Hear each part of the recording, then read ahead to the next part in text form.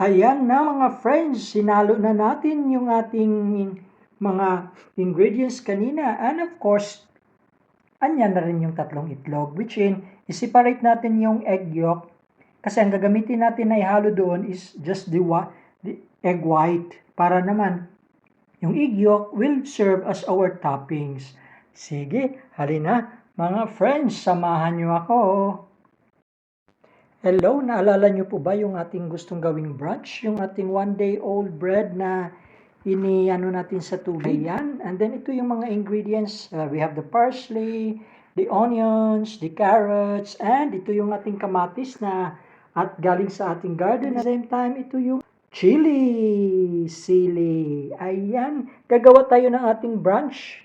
And of course, ang star of it are the eggs. Okay? Ipaghalo-halo lang ho yan at timplahan natin ng asin yan at binibit natin yung ating egg white. At ngayon, yan, ihalo natin and then mix-mix lang yan mamaya. That's it. Na-mix na natin, ready to cook. May dinagdag lang po tayong kunting parmesan para pampalasa. Kung wala naman kayong parmesan, okay lang. Magic sarap, pwede na.